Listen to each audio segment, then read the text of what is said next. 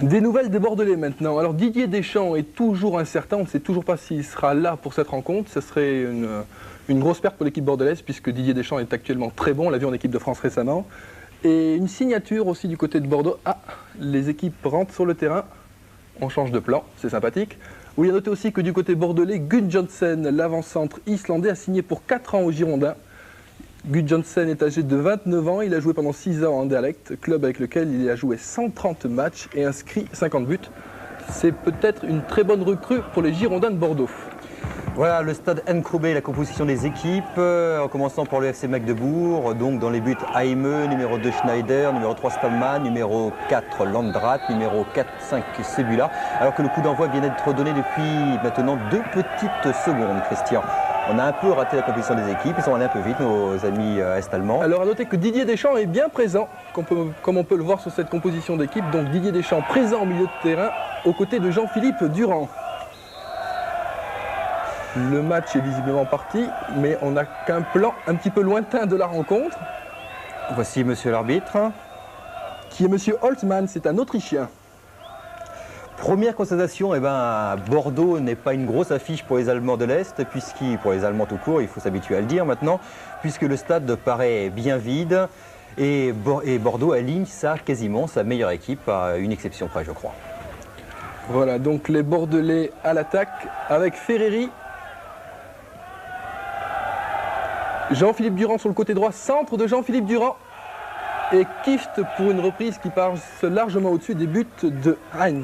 Et Kift qui n'a qu'un petit match dans les jambes puisque son retour s'est effectué vendredi dernier à Brest.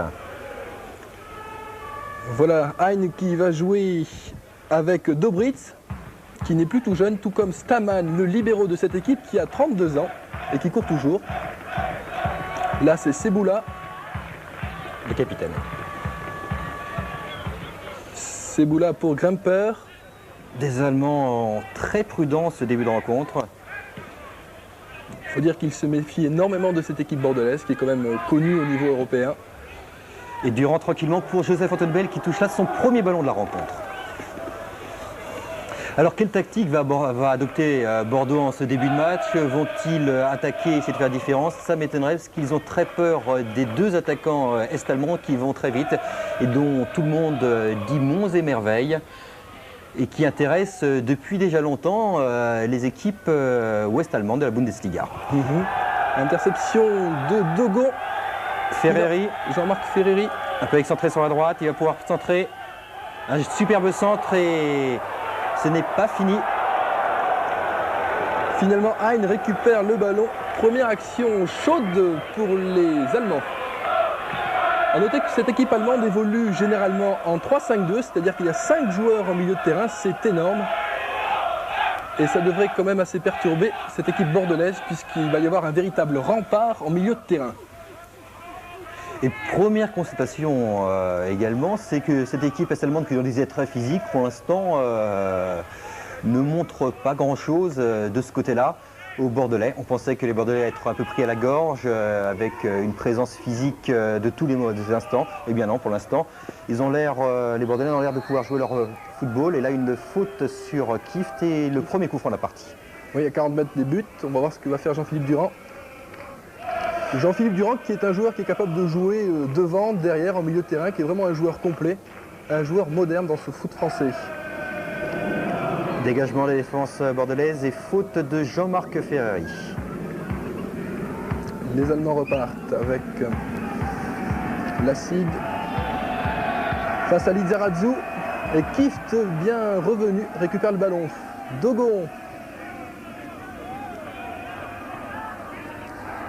Attention à l'interception allemande. Oui, bien vu Jean-Philippe Durand qui peut intervenir. Et Batiston juste devant Joseph Antonbel. Une petite mésentente entre le libéraux girondin et le gardien de but. Premier corner donc de cette partie. On joue seulement depuis 4 minutes. Attention à ces ballons aériens. Minkwins, le numéro 10 allemand, est dangereux de la tête. C'est un très bon technicien qui a aussi un très bon jeu de tête. Corner de Siersleben. Longue balle. Ouh, sur la barre, incroyable. Et but Premier but allemand signé, je crois, Lassig. Non, l'arbitre le refuse. L'arbitre de touche a signalé une faute sur Joseph-Antoine Bell, semble-t-il. Oui. Coup franc indirect dans la surface, incroyable. Lassig avait placé une tête terrible. Sur la transversale et je pense qu'ensuite c'était Galache qui avait repris et marqué le but. Grosse frayeur pour les Bordelais sur cette première action très dangereuse de l'équipe allemande. Sénac. Heureusement que le juge de touche a signalé une faute. Sénac qui cherchait Ferreri mais contré. Touche pour les Girondins. J'espère qu'on aura droit à un ralenti pour voir cette faute, qu'à vrai dire je n'ai pas très bien vue. Joseph-Antoine Bell l'a sans doute un petit peu bousculé. Bénéficie d'un coup franc qui arrange bien les Bordelais. Ferreri avec Kift. Faute en faveur des Allemands qui vont pouvoir se dégager. Une faute de Kift, une petite poussée. Alors le capitaine récupère le ballon. C'est donc Staman qui lance Grimpler. À nouveau Staman. Longue balle devant, ça donne pas grand chose. Attention aux Allemands qui ont toujours le contrôle du ballon. Siersleben est parti côté gauche. Et faute semble-t-il. Faute de Dogon. Faute ou touche. Faute d'après moi. Est-ce qu'on a bien entendu le coup de sifflet de l'arbitre qui ça va donner un bon coup franc, bien placé. Un corner un peu excentré en quelque sorte pour Magdebourg. Attention toujours au jeu de tête des Allemands de l'Est. Mini corner donc. Bell hésite. Oui, des corners et des coups francs qui sont très bien tirés par cette équipe allemande. C'est des ballons brossés qui terminent loin de Joseph-Antoine Bell, donc le gardien bordelais ne peut pas sortir. Surtout qu'il y a beaucoup, mais vraiment beaucoup de monde dans la surface de réparation bordelaise dans ce genre de corner ou de coup franc. Les Bordelais ont du mal à mettre le pied sur le ballon pour l'instant. Attention, c'est reparti avec Rossler qui est très fort. Tir de Rossler, cet attaquant de 22 ans qui est très rapide. Attention à cette équipe allemande qui fait le pressing en ce début de match. Rossler, l'une des stars de cette équipe de Magdebourg. Rossler qui par l'intermédiaire de son club a déjà refusé plusieurs propositions de clubs de la Bundesliga. Dégagement de Battiston qui lance loin devant pour essayer de donner un peu d'air à cette défense bordelaise, secouée en début de match. Lizarazu, interception allemande. Il est très fort ce 4. Il intercepte beaucoup de ballons, c'est Landrat. Vervoort. Lizarazu côté gauche. Vervoort de nouveau. Et là ils ont trop attendu, les Girondins ils ne savent plus quoi faire et voilà. Tous les balle pour Sénac ou Battiston. Grande balle de Battiston devant, il n'avait que ça à faire. Et une fois de plus, c'est un Allemand qui reprend cette balle de la tête. Kift. Centre à terre qui ne donne rien. Vervoort qui récupère. Non. Et faute sur Vervoort, un bon coup franc pour les Girondins qui vont leur permettre de poser peut-être le jeu. Ils ne vont pas se dépêcher pour le tirer, je pense. Ils vont essayer de gagner un petit peu de temps et de faire reculer un peu cette pression est-allemande. Vervoort côté gauche qui joue avec Lizarazu. Et bonne sortie de Hein qui relance côté gauche avec Rossler. Longue balle devant, cette balle est sortie. Sénac.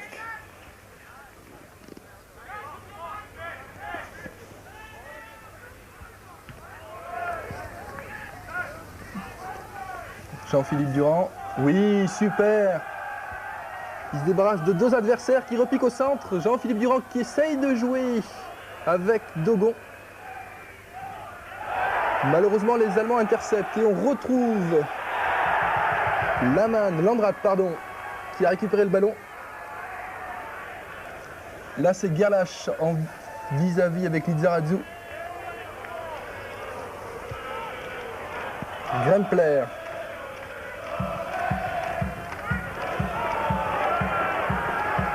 Attention à la frappe de Minkwitz qui a un très bon tir de Battiston. Ce n'est pas fini pour les Allemands, pour Magdebourg. Staman Une relance. balle loin sur la gauche qui sort en touche. Ah, il faudrait vraiment que les Bordelais arrivent à mettre le pied sur le ballon parce que pour l'instant, cette équipe allemande a semble-t-il le match en main. Stéphane Planck à la touche. Stéphane Planck qui a toute la confiance de Gérard Gilly, qui n'avait quasiment pas joué sur l'ère Goethals et encore moins sous l'ère Gernot-Rohr. Et bien depuis que Gérard Gilly est arrivé à Bordeaux, il le fait jouer et il s'affirme de plus en plus comme un des pions essentiels du mécanisme girondin. Jean-Philippe Durand, avec son capitaine Patrick Battiston. Loin devant sans doute, côté gauche à destination de Kieft, mais ça ne donne rien. Lizarazu récupère. Ah, les Allemands jouent bien en défense. Dogon, Vervoort, une faute sur Jean-Marc Ferreri. Absolument un tacle par derrière du numéro 2 Grimpler. Un coup franc qui peut être intéressant pour les Bordelais. S'ils arrivent à prendre enfin l'ascendant physique sur la défense centrale est-allemande, qu'on a vu les 3 ou 4 centres à destination de Kieft qui ont été pris à chaque fois par les deux très grands défenseurs est-allemands. Alors espérons que c'est pas trop grave pour Jean-Marc Ferreri, qui est visiblement touché. Non, il se relève, tout va bien. Un petit coup d'éponge magique et Ferreri est debout. Vervoort au coup franc.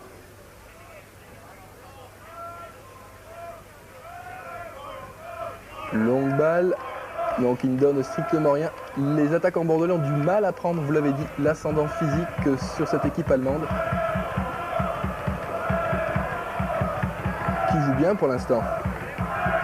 Et rassurons nos amis téléspectateurs que dès qu'on aura retrouvé la liaison avec Thierry Roland et Jean-Michel Larquet, on n'hésitera pas à leur passer la parole. Mais là, toujours des problèmes techniques entre la France et Magdebourg. D'ailleurs, s'ils viennent de nous rejoindre, on peut leur signaler que l'on joue depuis 11 minutes dans ce match entre Magdebourg et Bordeaux et qu'il y a toujours 0-0 entre les deux équipes. Les Allemands ayant marqué un but au bout de 3 minutes de jeu, mais but refusé pour une faute dans la surface de réparation. Donc 0-0 entre les deux équipes. Nouveau coup franc bordelais. Les Bordelais respirent maintenant, visiblement un peu mieux. Battiston. Non, ça ne donne rien. Et toujours des longues balles complètement inefficaces côté bordelais. Là, la rencontre se joue sur un faux rythme. On ne peut pas dire qui ça avantage, si ça avantage les Bordelais, qui jouent à l'extérieur et pour qui un résultat de 0-0 serait évidemment l'idéal, ou alors les Amants de l'Est qui ne savent pas quand même comment prendre cette équipe bordelaise qui est bien regroupée en défense. Mis à part donc ce but et dès la 3e minute, il n'y a pas grand-chose à dire.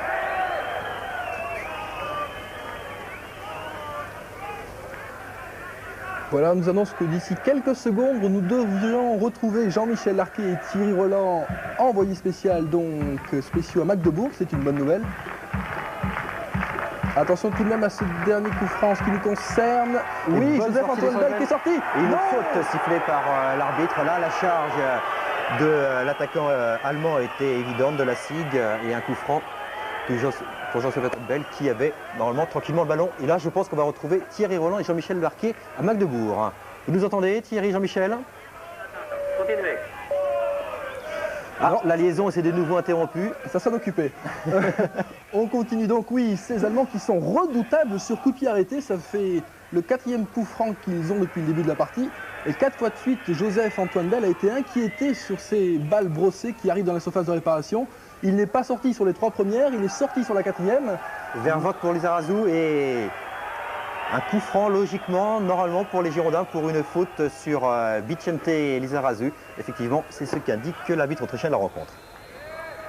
Alors souhaitons que les Bordelais puissent bien utiliser ce ballon. Mais ces Allemands semblent très forts physiquement. Pour le tirer, Jean-Philippe Durand. Alors que Lizarazu, on le voit à droite de l'écran, se fait soigner. Il a l'air bien touché. Et on lui met une petite couverture, ce qu'il a l'air de faire très froid à Magdebourg. Vervoort du gauche. Sénac, Kieft, Durand en embuscade. C'est parti. C'est parti, et la tête de Kieft au-dessus et sans danger pour Heine.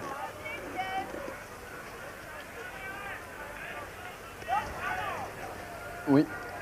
On a donc été coupé une nouvelle fois entre Magdebourg et Paris, mais Thierry Roland et Jean-Michel Larquet devraient nous rappeler d'ici quelques instants. On va pas vous faire une petite leçon de technique, mais on a des liaisons spéciales avec nos envoyés spéciaux, et quand ça marche pas, on a un téléphone de secours, mais même le téléphone connaît des problèmes et une faute également sifflée contre Bordeaux, alors que le numéro 11 allemand semble bien avoir l'avantage, Rossler. Attention, un coup franc dangereux. Très très dangereux.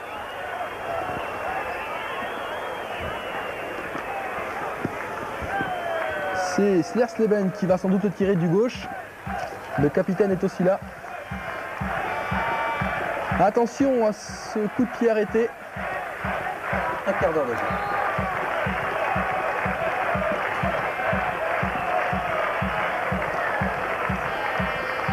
Toujours 0-0 entre les deux équipes. Attention à ce coup franc.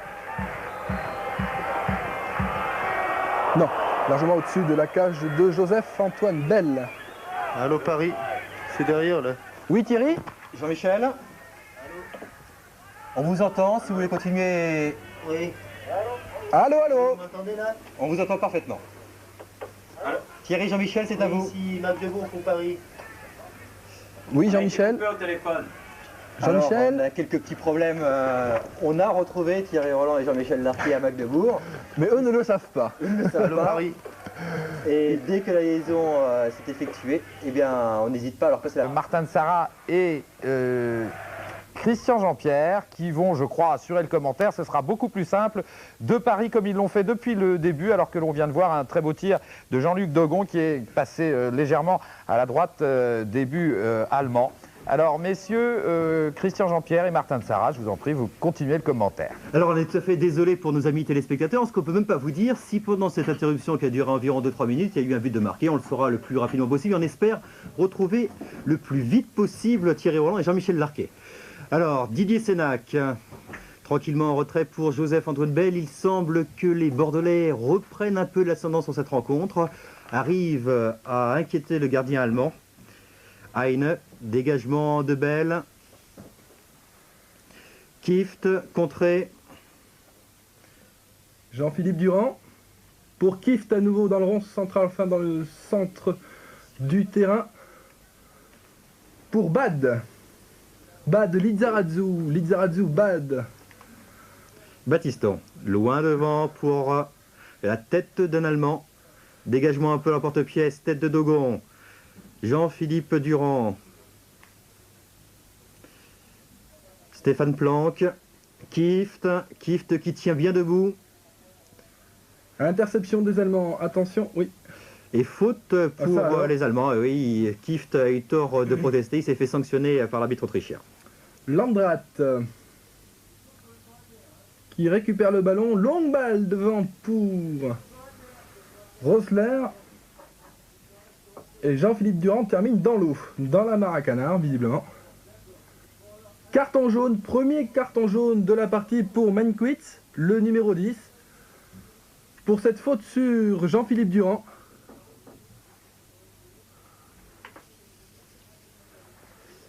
Ah non, c'est Dobritz, pardon, je vous annonçais Menkwitz, et c'est Dobritz qui vient de prendre un carton jaune. Pour cette faute sur Jean-Philippe Durand. Alors que nous sommes peut-être en liaison avec Thierry Roland.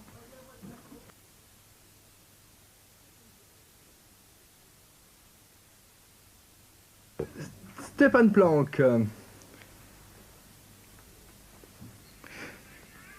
Et là, un petit arrêt de jeu. Stéphane Planck pour Kift.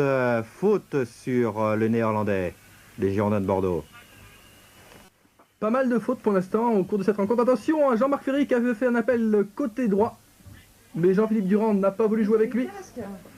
Interception des Allemands. Attention, un Lindman qui part en contre-attaque.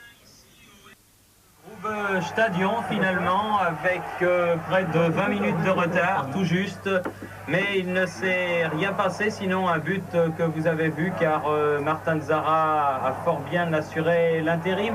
Un but refusé pour faute préalable marquée par l'équipe de Magdebourg après environ 5 minutes de jeu.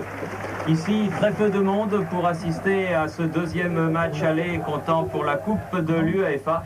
Et une équipe des Girondins de Bordeaux, Jean-Michel Larquet, qui au dernier moment, comme on pouvait le craindre, a dû se passer des services de son international milieu de terrain Didier Deschamps. Ah oui, au tout dernier moment, parce que même à l'échauffement, il n'était pas question que Didier Deschamps, ou plutôt juste avant l'échauffement, il n'était pas question que Didier Deschamps déclare forfait. Et puis en rentrant au vestiaire, eh bien, par mesure de prudence, il a préféré s'abstenir. C'est donc Jean-Pierre Bade qui a été titularisé.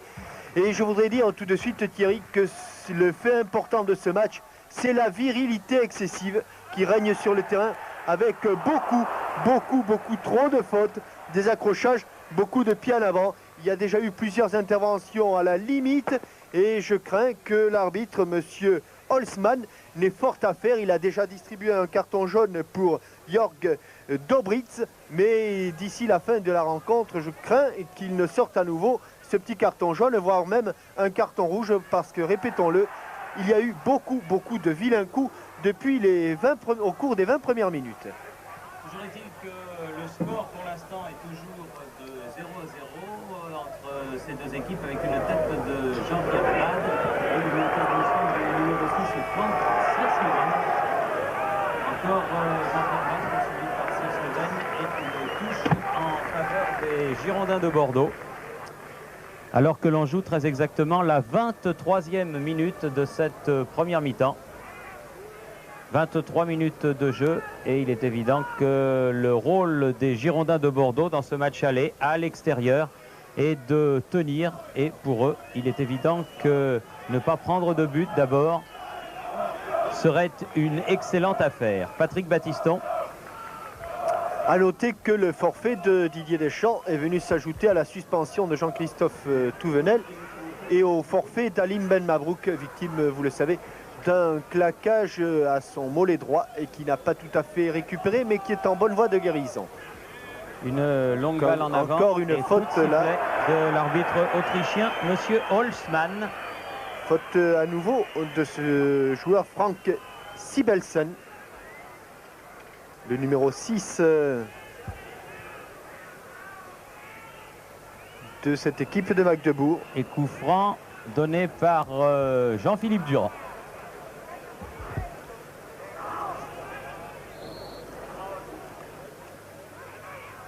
Oh, frappe terrible de Patrick Battiston, mais au-dessus du but défendu par Dirk Heine. Très athlétique, très grand gardien, qui joue avec Mingwitz, des hommes les plus dangereux de cette équipe de Magdebourg. Très vif, Seersleven et Heine. On a été impressionné dès les premières minutes par la vitesse de course de ce numéro 11, Rossler, et du petit milieu de terrain, le blond numéro 7, Stéphane Mingwitz.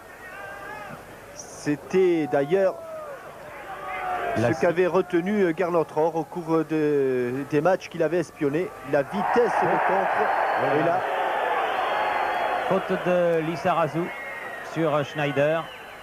La vitesse de contre de cette équipe de Magdebourg, vive en attaque et lourde en défense. Telles étaient ses conclusions.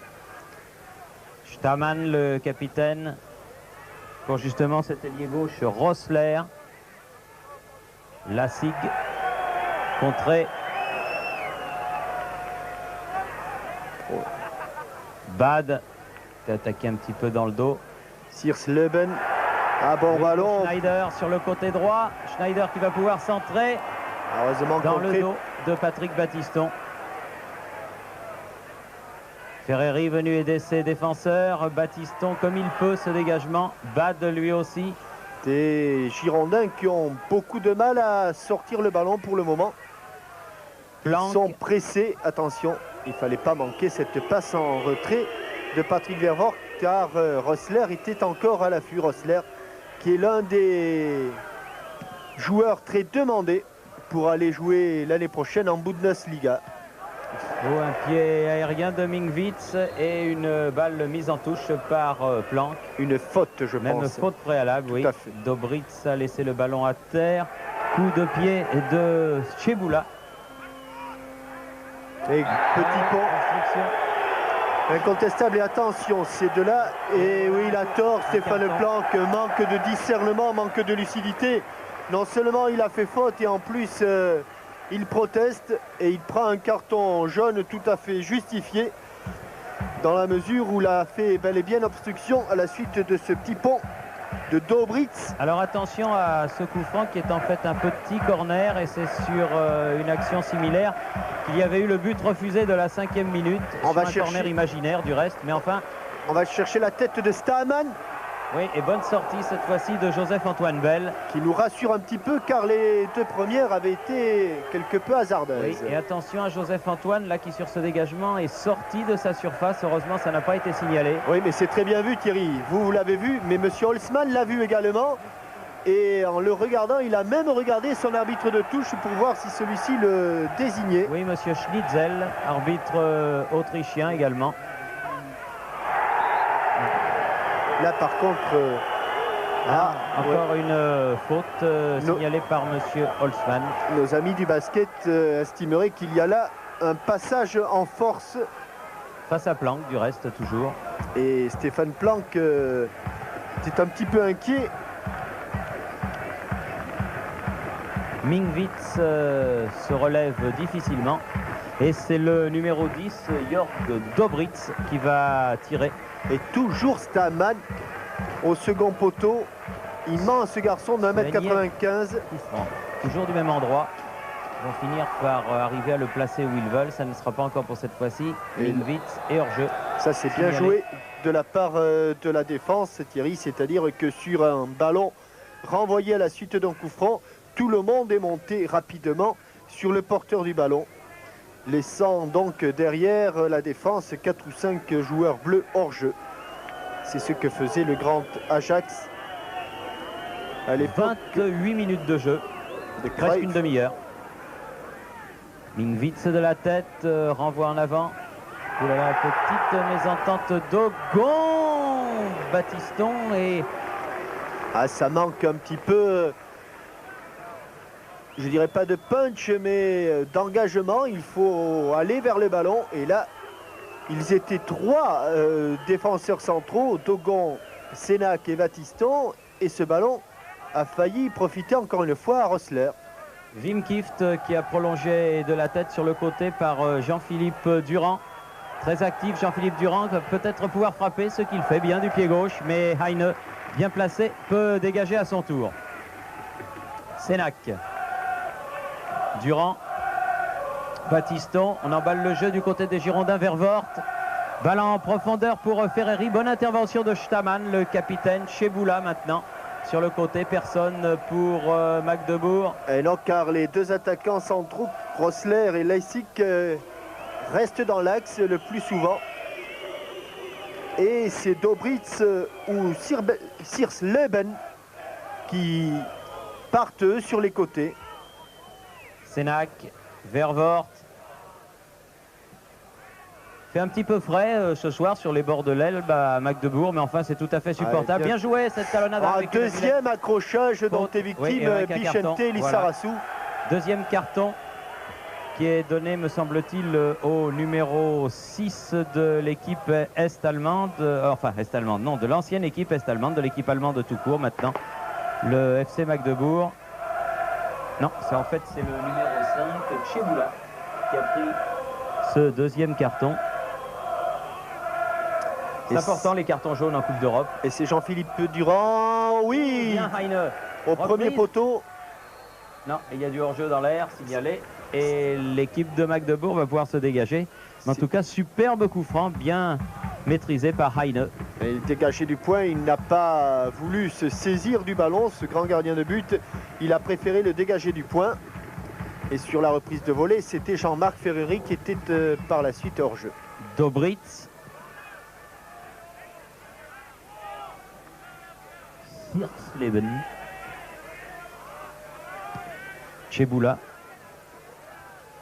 Une demi-heure de jeu et les Girondins qui refont tout petit peu surface. Ils avaient bien débuté le match et ce fut ensuite une longue domination des Allemands. N'hésite pas à donner le ballon derrière du côté des Blancs Girondins.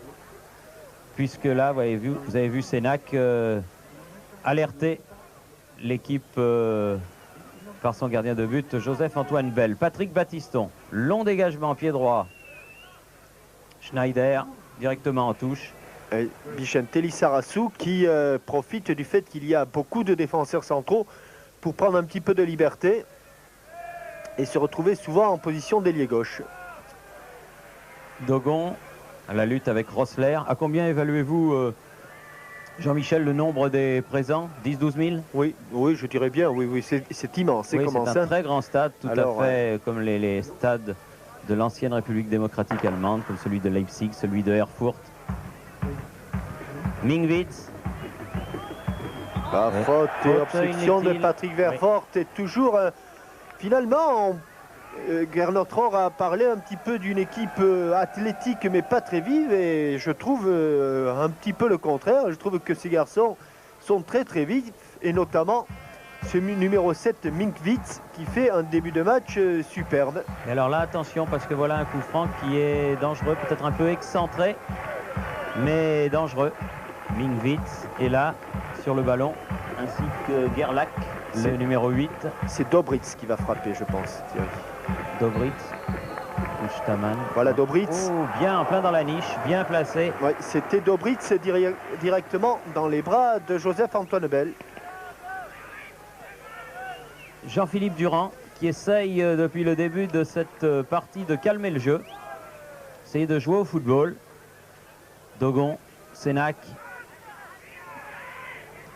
À nouveau Dogon sur le côté gauche, malgré son numéro 2. Longue transversale, changement de côté. Et ballon récupéré par les Allemands, Dobritz, Staman. Staman qui cherche à alerter Rossler en pointe. Sénac bien joué. Et Planck toujours avec Joseph-Antoine Bell. Scénario classique d'une équipe à l'extérieur en match aller d'une Coupe d'Europe avec un match retour à la maison 15 jours plus tard. La stratégie des Allemands est simple, c'est chercher les vifs attaquants que sont Rossler et Lessig. Mais est-ce que ces joueurs vont pouvoir répéter longtemps ce genre de course? Dire que au bout d'une heure, quand on fait des courses dans le vide comme ils ont fait depuis un certain temps, ils risquent de ne plus y aller aussi facilement. Vervoort lobé, Staman, ballon récupéré par Durand. Ah, bien joué, il a cherché à alerter Kift, mais s'il manquait petit quelque chose. Planck récupère le ballon, Dobritz à la lutte avec Durand. Coup de tête de Didier Sénac, Vervoort, Planck. Ballon récupéré par Dobritz, Siersleben. C'est là que les Bordelais devraient aller à défendre un petit peu plus haut pour éviter de se laisser dominer. Et des garçons, oui, bien. Bon tacle défensif. Entendu. Tout à fait bien joué de la part de Planck, Ferreri, Vervoort. Un long ballon en avant pour Wim Kift. Ah, il y avait faute avant. Oui. Exact, monsieur Holzmann.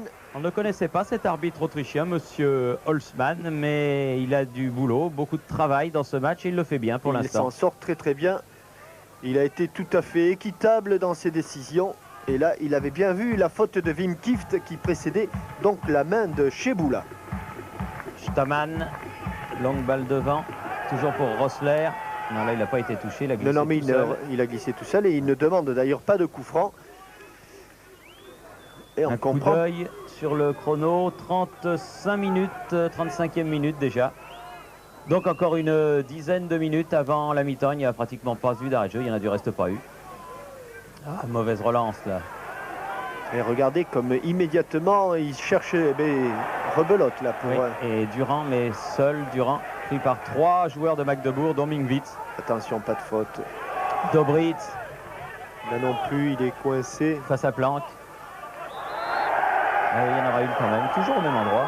C'est qu'il y a eu au moins 4 ou 5 coups francs, exactement à quelques centimètres près à cet endroit-là, à proximité du poteau de corner gauche, quand on fait face au but de Joseph-Antoine Bell. Ah, mais le premier a été tellement dangereux. Il avait d'ailleurs, le premier ballon avait fini sa course au fond des filets que l'on se méfie énormément. Alors, le scénario est classique. Mingwitz, pied gauche. Au second poteau pour la tête de Staman. Ouais, va le piquer.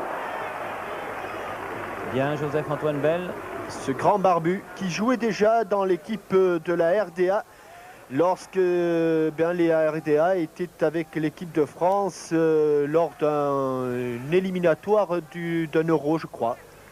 Ou non, plutôt de la Coupe du Monde. Oui, d'une Coupe du Monde, me semble-t-il, oui. Où il y avait la Yougoslavie et la Bulgarie. C'est cela, il y a donc 8 ans.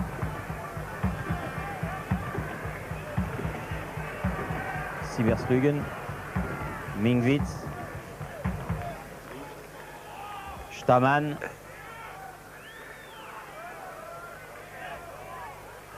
Siersleben, qui lui non plus ne prend pas beaucoup de risques, comme ça c'est bien fait, le retour de Stéphane Planck. Jean-Philippe Durand qui se tient le coude, car tout à l'heure, alors que Martin Zara vous commentez la partie, il a été poussé sur la liste de la piste. Ce qui a valu du reste son carton jaune à Dobritz. Attention Joseph-Antoine Bell, car Monsieur Holzmann... On a déjà vu des gardiens pénalisés. Oui, ce n'est pas là joué dans l'esprit. Siersleben. La SIG.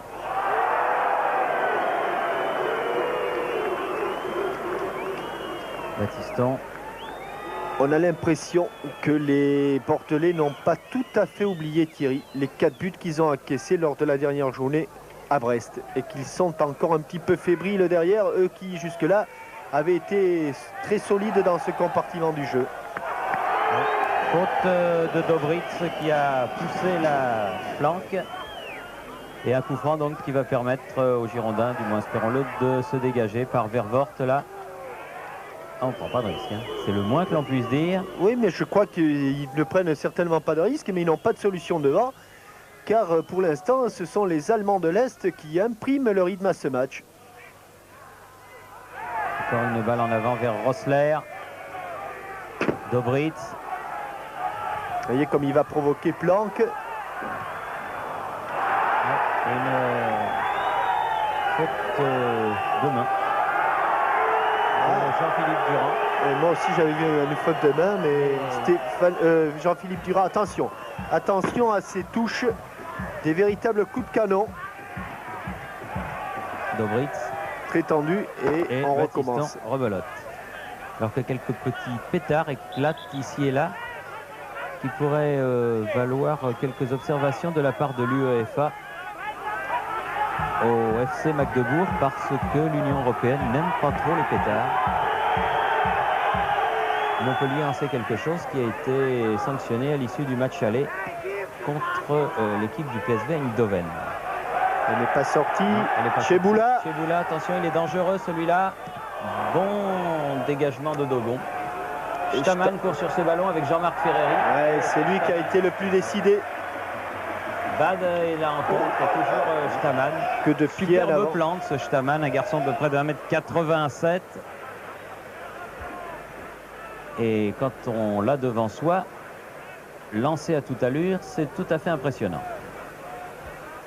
6 minutes encore avant le repos, toujours 0-0 entre les Girondins de Bordeaux et le Football Club de Magdebourg. Lissarazu fait la remise en jeu. Et lui aussi, il a montré qu'il pouvait les réaliser loin, ces remises en jeu. Un contrôle de Jean-Marc Ferreri qui n'a pas été celui qu'il voulait. Et la touche sera pour Jean-Luc Dogon, qui laisse à Jean-Pierre Bad le soin de faire cette remise en jeu. Ferreri. C'était pour Lissarazu.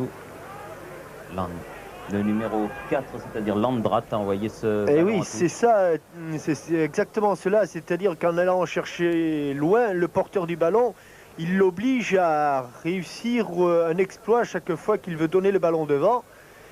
Et comme des exploits n'en réussit pas à chaque seconde, eh bien on envoie ce ballon en touche. Ça fait l'affaire des Girondins. Vervoort, bien joué. On est bien sorti, 2 fois. C'est habitué progressivement à cette équipe de Girondins. Vervoort, il avait eu quelques petites difficultés. Regardez comme ils font le pressing remarquablement, là, les Allemands de l'Est. Et Durand a bien sorti ce ballon, encore Vervoort. Et ils y sont très encore, bien fait, superbe. Faut tirer par le maillot. Oui, et là, ça vaut un carton jaune. Non. Il est venu s'excuser.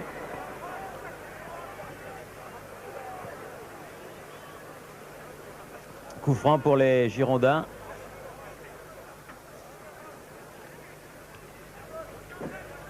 Jean-Philippe Durand. Allô? Dégagement de Tcheboula. Battiston sur le côté. La balle va sortir pour Stéphane Minkiewicz. Non, préfère laisser Siersleben. Numéro 6. Landrat, Rössler, un petit peu en sandwich. Ah oui. Ah, ça va siffler et c'est sifflé. Ils tirent très très rapidement leur coup franc. Oui, il faut sortir. Oui, bien, Joseph. Bien sur la tête de l'avant-centre, Eiko Lassig. Sénac. Avec Dogon.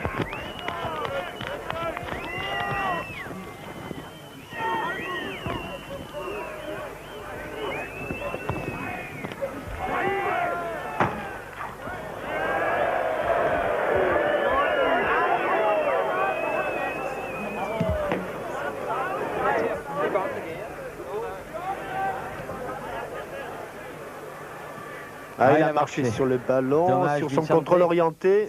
C'est bien repris, un petit peu accroché. L'arbitre a laissé l'avantage à Jean-Marc Ferreri. Sur le côté, peut centrer. La tête de Kieft. Et accroché. Ouais. Accroché par le maillot et projeté en arrière. L'arbitre on le revoit visiblement pas vu. Nous avons le ralenti. C'est le premier que nous avons. Alors sur le centre de Jean-Marc Ferreri. À la réception, Wim Kieft, mais il est accroché. Et regardez comme il bascule vers l'arrière. Accroché par le capitaine Dirk Stahmann. Minkiewicz, Rössler, Landrat. Toujours vers Rössler. Rössler qui est sur le côté droit aux prises avec Dogon. Et la touche sera en faveur des joueurs de l'équipe de Magdebourg. Du numéro 4, Landrat. Et toujours ces touches très longues. Alors regardez, un Bordelais se met. Là, il a évité Patrick Vervoort. Minkiewicz bien contré par Battiston. La relance n'est pas bonne, mais. Allez, il faut aller les chercher loin. Balle en profondeur, toujours Battiston pour couvrir. Ah, ça sera pour Joseph-Antoine Bell. Bien joué. Long dégagement sur le côté vers Jean-Marc Ferreri tout seul. Belle précision du dégagement du gardien de but de l'équipe du Cameroun. Avec Bad. Il a le temps d'aller fixer ce... Oh, c'est dommage que Durand ce ballon a été dévié. Durand, un petit peu accroché. Très bon Durand en ce moment, il l'avait été avec l'équipe de France, vous vous souvenez, il l'est avec les il empêche le 1-2. Ferreri sur le côté, Vervoort. Ah, que c'est dommage qu'elle ait été donnée un tout petit peu forte cette balle de Jean-Marc Ferreri. Toujours pas fini pour les Girondins Kieft, alors que René Schneider est resté au sol pour l'équipe. Penalty, oui, cette fois-ci, ils l'ont accroché. Ça nous a complètement... Oui, mais il a été accroché soit par Dobritz, soit pour Minkiewicz. Et regardez comme Rössler vient gronder son coéquipier en lui disant... Par Dobritz. Dobritz. Oui. En lui disant, voilà une faute complètement inutile. Car ils étaient deux et Jean-Philippe Durand aurait été obligé de réaliser un exploit.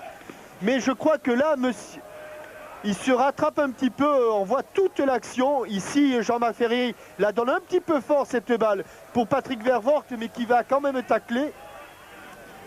Et par la même occasion, d'ailleurs, blessé René Schneider, que l'on est en train de soigner actuellement. Mais ce n'est pas exactement ce que l'on voulait voir. C'est par la suite, le ballon va être mal dégagé. Il va revenir sur Wim Kieft, centre en pivot. Et c'est là, oui, on voit Dobritz pousser Jean-Philippe Durand pour un pénalty incontestable. Jean-Marc Ferreri qui va le tirer. Jean-Marc Ferreri prend son élan et prend à contre-pied Heine. Eh bien, juste avant la mi-temps. Au bon moment. Ah oui. Très bon moment. 45e minute.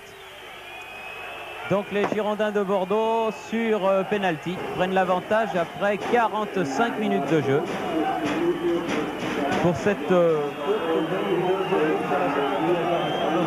bien malheureux pour l'équipe de Magdebourg. Un carton jaune et à l'origine du pénalty qui permet aux Girondins de mener 1-0.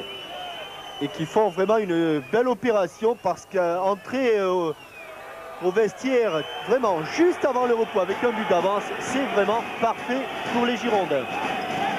Alors, vous avez vu donc ce but de la 45e minute. Nous allons rendre l'antenne à Paris pour quelques messages publicitaires. Et puis, nous reviendrons ici au stade Ernst Grube, au Ernst Grube Stadion de Magdebourg. Et nous serons en compagnie du directeur sportif des Girondins de Bordeaux, Gernot Rohr, qui est un petit peu le régional de l'étape et qui nous dira ce qu'il a pensé de ces 45 premières minutes. Ici donc Magdebourg où les Girondins de Bordeaux mènent. Ici Roger Zabel, moi j'ai pas de grain de beauté du tout, mais je sais que Jean-Michel en a un sur la cuisse droite. Gernot Rohr, finalement, ça ne pouvait pas mieux se passer, je pense, pour l'équipe des Girondins de Bordeaux que ces 45 premières minutes. Pour le moment, ça ne va pas trop mal pour nous. Nous avons bien maîtrisé et le jeu et l'adversaire. Et je crois que ce but à la 45e minute est très très important et de bonne augure pour la suite. Gernot, pour revenir au début du match, tout à l'heure quand on vous a rencontré, vous avez dit pas de problème pour Didier Deschamps. Et puis Didier a été obligé de déclarer forfait. Au dernier moment, à l'échauffement, il a ressenti une petite douleur. Il a préféré déclarer forfait pour ne pas affaiblir l'équipe. Et je crois que ça a été un bon choix, puisque pour le moment, Jean-Pierre Bade a fait un bon marquage et ça ne se passe pas trop mal. Est-ce que vous retrouvez là l'équipe que vous êtes allé espionner plusieurs fois? Je dois dire que je les ai vus une fois très très bons. C'est-à-dire c'était contre Chemnitz ici, ils avaient gagné 4-0. Je n'ai pas retrouvé la même équipe. Elle est moins bonne aujourd'hui. Et la deuxième fois, je les avais vus très mauvais, donc je dois dire c'est entre les deux et tant mieux pour nous. Les Girondins réussissent un bon match et c'est ce qui compte pour le moment. Alors, Gernot, avec votre expérience de joueur, d'entraîneur maintenant, les Girondins mènent 1-0 à mi-parcours. Quelle est la tendance pour la deuxième mi-temps? À votre avis, est-ce qu'il faut continuer à jouer exactement comme la première mi-temps ou essayer encore plus de garder cet avantage d'un but? On mène 1-0 et on a encore 45 minutes difficiles devant nous. Il ne faut surtout pas essayer de rester derrière et défendre ce but. Je crois qu'avant tout, il faut essayer de jouer, de continuer à développer notre football qui nous a bien réussi en première mi-temps.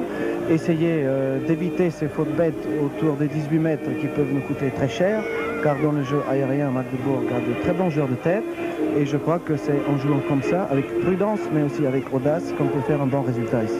Dernière question peut-être de ma part, en tout cas Gernot, après le 4-0 concédé à Brest, vous avez vécu auprès des joueurs avec le recul d'un directeur sportif.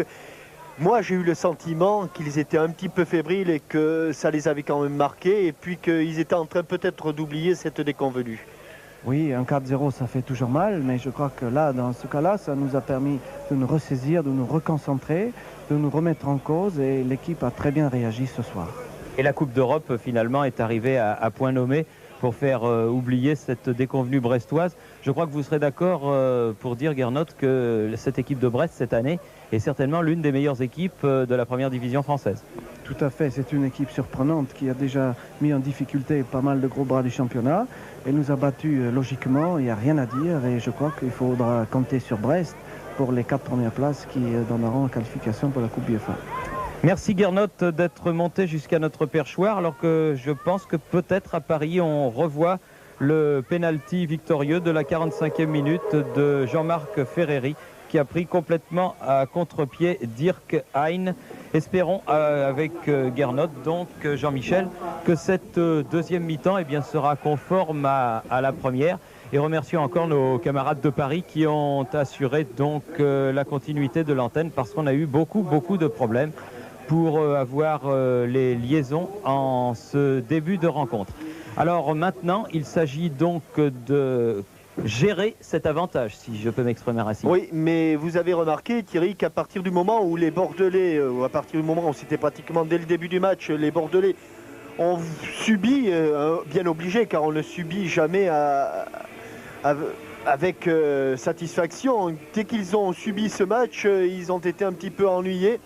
Ils ont même dû concéder un but. Et par la suite, dès qu'ils sont allés défendre un petit peu plus haut, et dès qu'ils ont pris quelques risques, eh bien, ils ont, je dirais, corroboré les propos de Gernot Rohr qui disait que cette défense était un petit peu lourde, qu'elle avait du mal à se retourner. Et s'il y avait eu déjà une faute, ou en tout cas une alerte de Steinmann sur Wim Kieft, me semble-t-il, eh bien, l'arbitre, M. Holzmann, lui, n'a pas hésité au moment où Dobritz est venu, je dirais, accrocher une nouvelle fois Jean-Philippe Durand. Et effectivement, autant cette équipe semble vive, cette équipe, bien sûr, de Magdebourg semble vive sur le plan de l'attaque, voire du milieu de terrain, peut-être elle est un peu empruntée, un peu lourde au niveau des défenseurs. Et quand on a un point fort et un point faible en face de soi, en face d'un adversaire, qu'est-ce qu'on fait? On essaie de jouer sur son point faible et d'éviter son point fort. Vraiment, cette équipe de Magdebourg a deux visages, vive et percutante en attaque et un petit peu lourde en défense.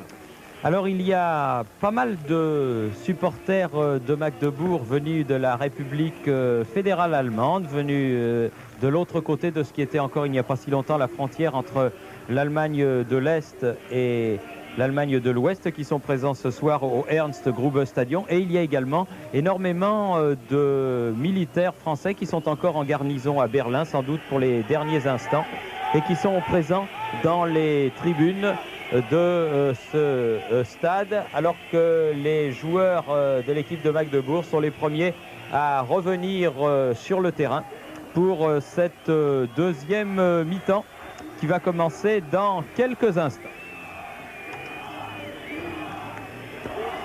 Le temps, Thierry, avec Philippe Broussard, auteur d'un remarquable livre sur la violence dans les stades.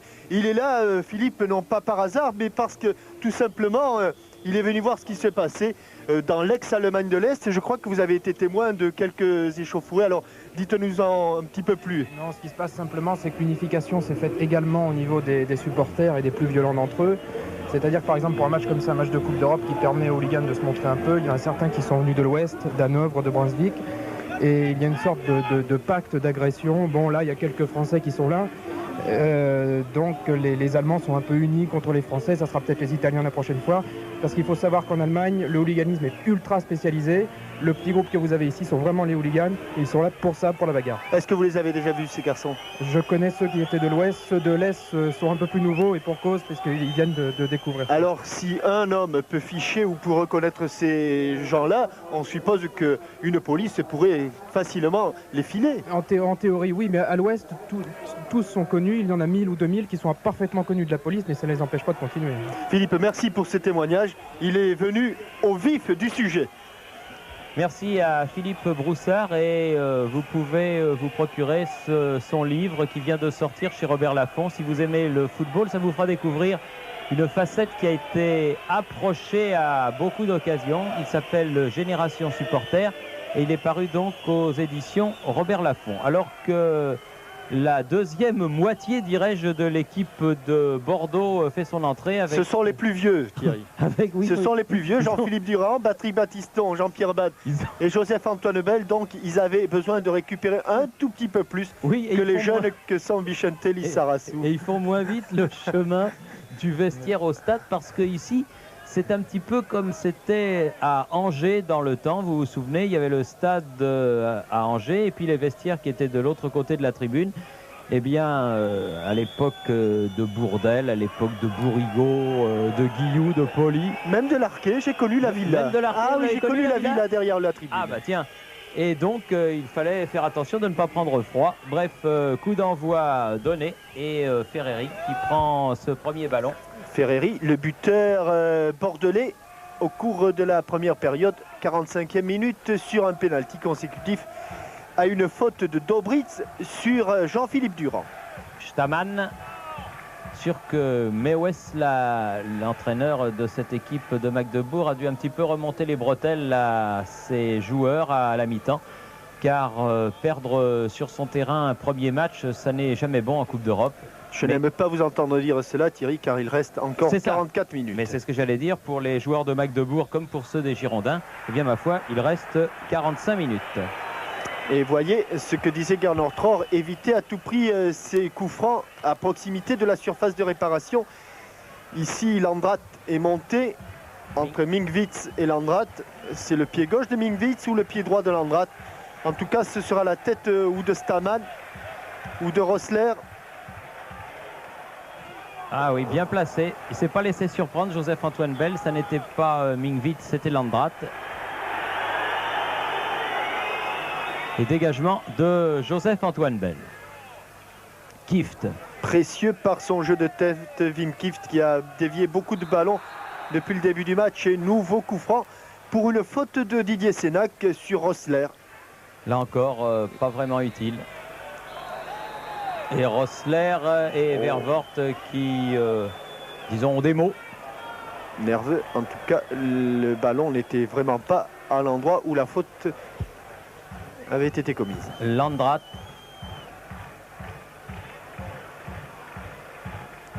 Petite balle piquée dans la surface. Lassig, contré par Didier Sénac tout à fait régulièrement. Ah, ça va être Verdun pendant 40 minutes. Didier Sénac, quand il le veut, qui peut jouer tout à fait régulièrement, qui est un bon défenseur. Et on se demande pourquoi il fait des tacles comme celui que l'on a vu justement à Brest lors de ce dernier match sur Ginola, tacle terrifiant. Didier Sénac peut jouer tout à fait autrement, même si les défenseurs, comme l'on dit, ne sont pas des poètes. Mingvitz cette fois-ci, là il n'y a pas de doute, ce sera son pied gauche. Il est tout seul, deuxième poteau. Toujours vers Staman qui remet dans l'air. Et la balle rebondit sur le poteau de Joseph-Antoine Bell qui avait laissé l'action se poursuivre puisque le drapeau avait été levé par M. Schnitzel et que l'arbitre avait signalé qu'il avait suivi son juge de touche. Battiston. Encore la tête de Kieft qui est pratiquement le seul à pouvoir rivaliser avec les Allemands dans le domaine aérien. Ballon en profondeur et premier corner, me semble-t-il, en faveur de l'équipe des Girondins cette partie. Alors que l'on avait revu la tête et surtout le hors-jeu de Lassig, Heiko Lassig. Jean-Philippe Durand qui s'en va là-bas pour tirer ce corner. Il y en a eu un en faveur de Magdebourg en première mi-temps qui avait amené ce but refusé, mais en fait il n'y avait pas corner, c'était une petite faute d'arbitrage. Ah, la balle qui rebondit sur l'arbitre, mais... l'arbitre fait partie du jeu, mais c'est un bleu qui en a profité, tant mieux d'ailleurs. Rossler, finalement, au terme de cette contre-attaque avec Gerlach. Cette fois-ci, contré régulièrement, Vicente Lizarazu, lui accroché par Schneider d'une manière tout à fait irrégulière.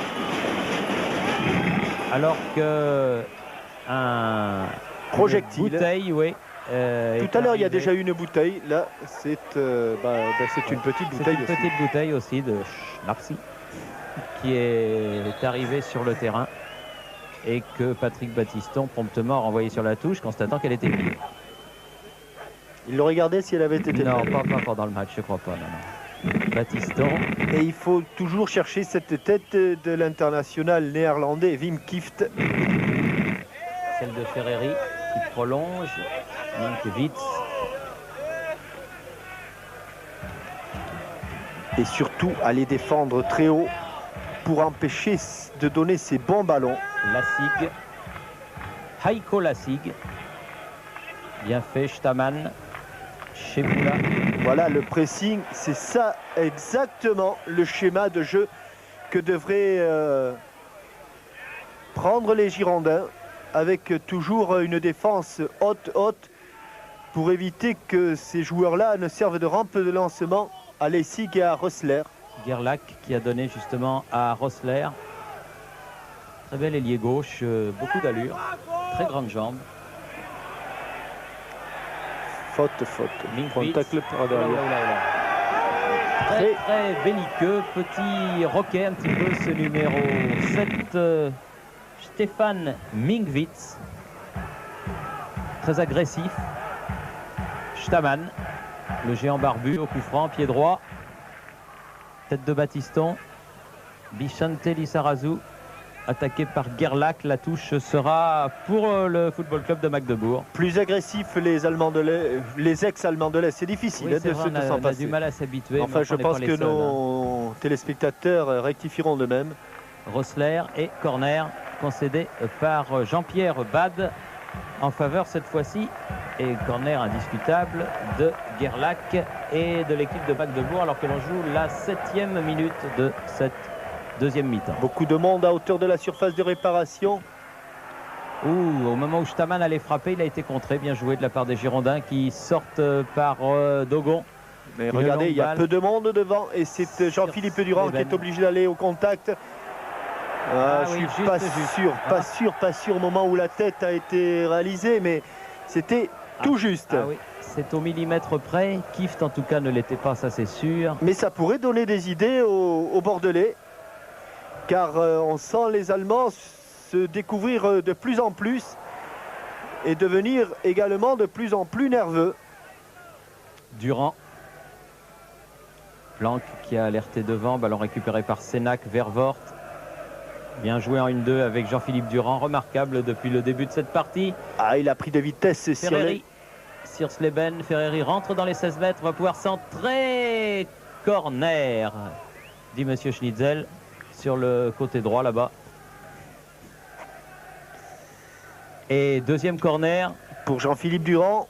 C'est bizarre, il n'y en avait pas eu du tout en première période, et puis là, coup sur coup. Et vous voyez, Jean-Philippe Durand, un peu à l'image d'Andreas Bremeux, qui peut frapper pied droit ou pied gauche, et sur ses corners, il préfère pied gauche pour des corners rentrants.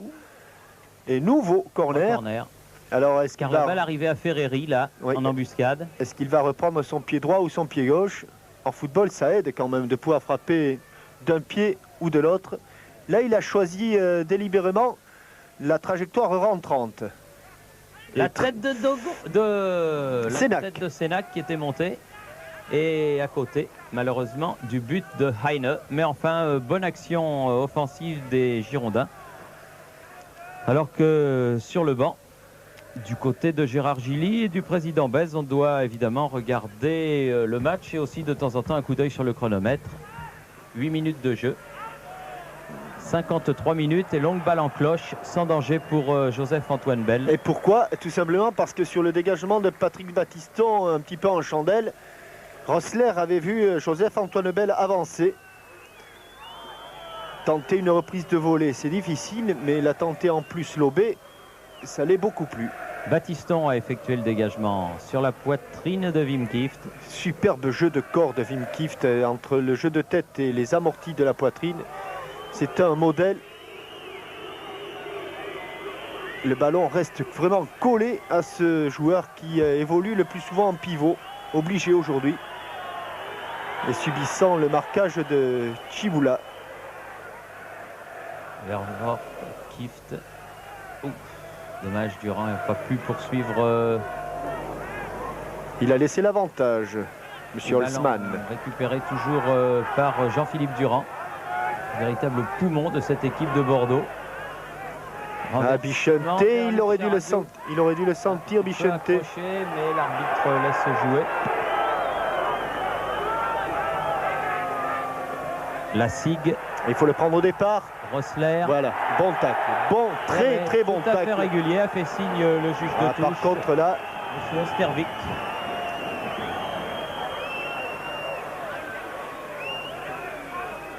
Landros qui a donné ce ballon en avant sans problème.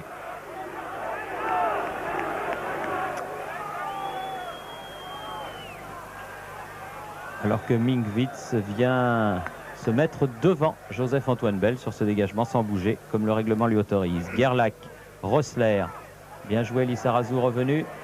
Sénac, un petit peu pris. Pas de faute, voilà. C'est pas la peine de faire une faute, il a simplement empêcher Gerlach de se retourner et le ballon est pour les Girondins.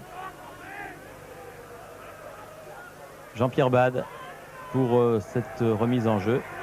Pas beaucoup de solutions si ce n'est les pieds de Bichente. Attention, voilà. Et en plus, non seulement le ballon va chaud.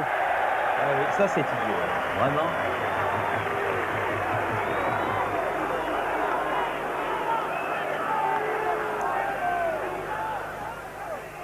Kieft. Et une super match de Wim Kieft, super match. En plus dans des conditions très difficiles. Et il vient à peine de se remettre de sa fracture du cubitus. Il avait fait son retour à l'occasion du match contre Brest. Ça ne s'était pas très bien passé, mais là, très utile.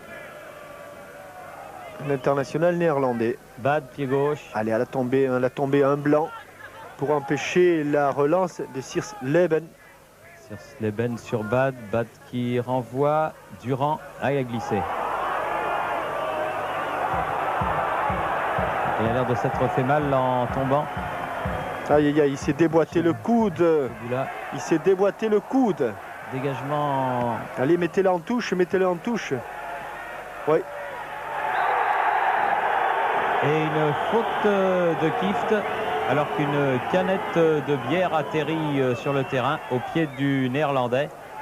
Et que... Ouais.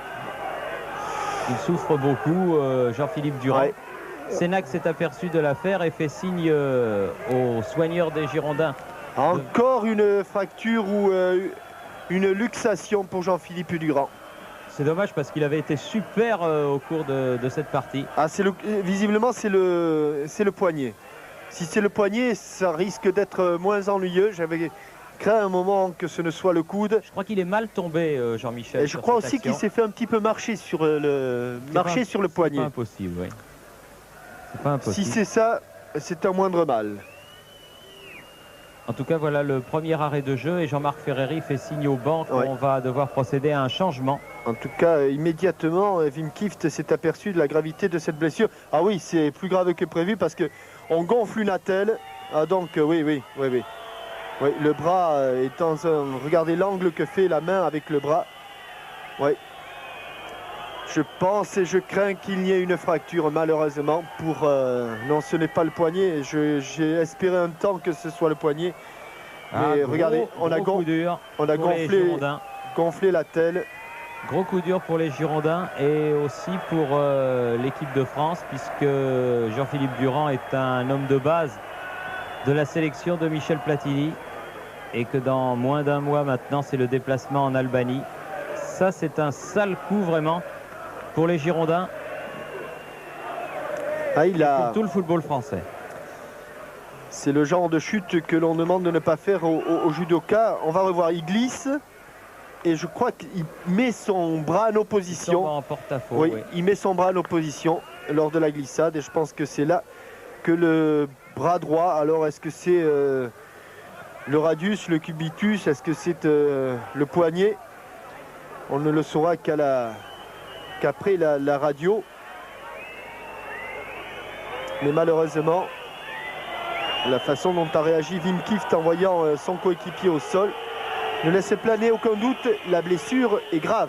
Oui, et le jeune Christophe Dugarry va rentrer donc à la place de Jean-Philippe Durand, auquel on souhaite que ce soit vraiment guéri le plus vite possible, cette grave blessure qui jette un voile de tristesse sur cette rencontre de Coupe d'Europe. C'est vraiment dommage parce que nous avions eu l'occasion de vous dire combien Jean-Philippe avait été bon depuis le début de ce match. Et que les supporters des Girondins, il y en a quelques 200 à 300 entonnent de vibrants Allez Bordeaux. Et que Christophe Dugarry, eh bien c'est un pari que tente Gilly, car Christophe Dugarry est un attaquant. Jean-Philippe Durand, lui, c'est un peu tout. Ça peut être un attaquant, ça peut être un milieu de terrain. Michel Platini en a même fait un défenseur. Alors Christophe Dugarry a une lourde succession à assurer et à assumer. Gerlach tire ce coup franc. Petite balle piquée vers Staman, mais c'était mal donné. Sortie de Dogon. Regardez ce que fait Dogon. Il faut qu'il... Voilà, c'est bien. Il n'y avait personne à la réception. Mais il continue un petit peu à la manière d'un rugbyman qui suit son coup de pied. Siersleben vers Rossler. Dans les bras de Joseph-Antoine Bell, cette passe en retrait. Ouh là là, oui. Sévèrement bousculé par un homme Chiboula, qui a déjà un avertissement. Il ne faudrait pas que cette blessure trouble par trop les esprits bordelais. Il s'était calmé après les 20 premières minutes assez rugueuses que vous aviez évoquées. C'est quand même toujours très tendu. C'est vrai que c'est toujours limite. Il ne faudrait pas grand-chose pour une petite étincelle pour mettre le feu. Oui, on the edge of the razor, comme disent les Britanniques, c'est-à-dire sur le fil du rasoir. Et toujours ce ballon en retrait. Et toujours des Girondins qui mènent 1-0. Moi j'ai 16 minutes de passé à mon chrono, mais il y a bien eu 2 minutes d'arrêt de jeu pour malheureusement la sortie de Jean-Philippe Durand. Et monsieur l'arbitre autrichien, monsieur Holzmann, en tiendra certainement compte. Heine relance vers son numéro 10, Dobritz. Schneider. Stamann. Mais bonne défense aérienne de Patrick Battiston. Mingwitz. Attention, Stéphane Planck. Et monsieur venait expulsé. Il va être expulsé. Oui, parce qu'il en avait déjà un. Oui, il est expulsé. Non, oui, il regarde son petit carton et monsieur Stéphane Planck expulsé. C'est ridicule mais oui, mais c'est tout à fait logique. Et il le sait, Stéphane Planck, il est averti. Et il fait une faute tout à fait caractéristique. Il joue carrément l'homme, oubliant le ballon. Ça va être très dur cette dernière demi-heure pour les Girondins de Bordeaux, réduit à 10 après l'expulsion de Planck et surtout après la sortie sur blessure de Jean-Philippe Durand. Très difficile fin de match en perspective. Dobritz tire le coup franc, coup de tête de Dogon, coup de tête de Ferreri sur Sleben en profondeur. Dobritz et sortie de Joseph-Antoine Bell qui va être sollicité, Joseph, ça c'est sûr. Qui va être obligé de jouer assez loin de sa ligne de but et qui aurait tout intérêt à soigner ses dégagements parce qu'il redonne immédiatement le ballon au bleu là depuis quelques temps. Et il faut souffler un petit peu.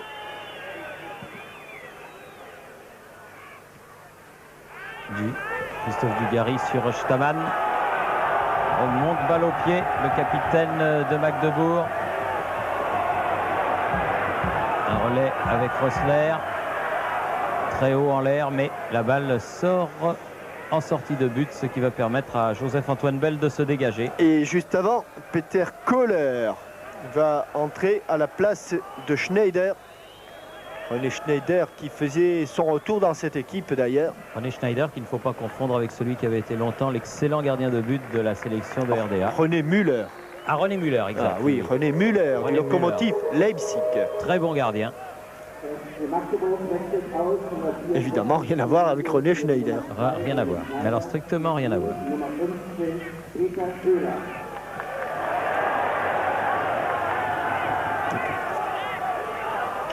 Ferreri. Battiston. Baptiste un peu n'importe où. Sleben.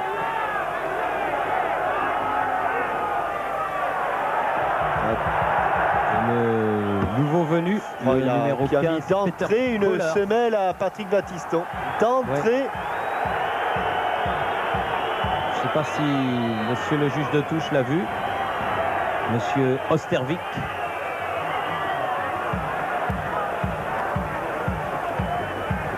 Kohler, il fait la remise en jeu vers Rössler. Mauvais contrôle. Et mauvais contrôle orienté et de Rössler qui avait été très bon. Et ça c'est... Oui, mais il a tort, Joseph-Antoine Bell, il a tort sur cette action. S'il prend un carton jaune, il n'a rien à dire. Oui, c'est parce que le petit ramasseur de balle... Le ramasseur de balle lui donne le ballon à 10 cm des mains, il le laisse passer. Oui. Battiston effectue le dégagement sur Gerlach. Et il boite, Patrick Battiston. Oui, là, il y a faute. Lissarazu et Gerlach, ça redevient très viril sur ce terrain. Ouverture de Jean-Marc Ferreri. Et ballon mis en retrait cette fois-ci par Dobritz. J'observais Patrick Battiston qui récupère petit à petit de ce tacle de Colère. Colère. Droite, longue balle en avant qui va aller jusqu'à Joseph-Antoine Bell. Là par contre, ça c'est bien joué.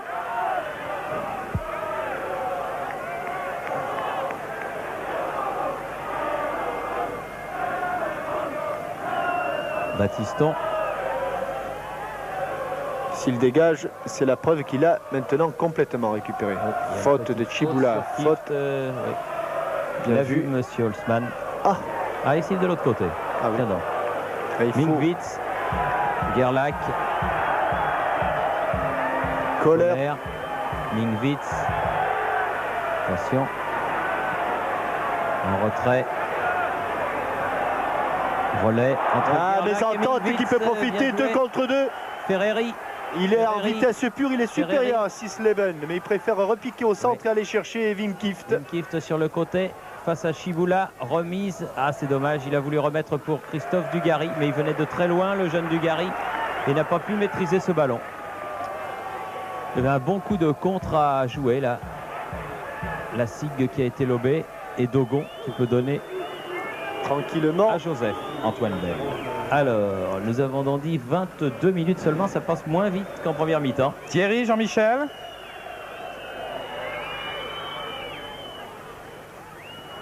Thierry, Jean-Michel. Joseph-Antoine Bell. Thierry ne nous entendait annoncer cette bonne nouvelle. Thierry Roland, Jean-Michel Larquet. C'est à vous maintenant pour la suite de cette seconde mi-temps. Il est à la place de la poitrine. Une main aimantée. Ah oui, tous les ballons restent là, superbes. Vervoort.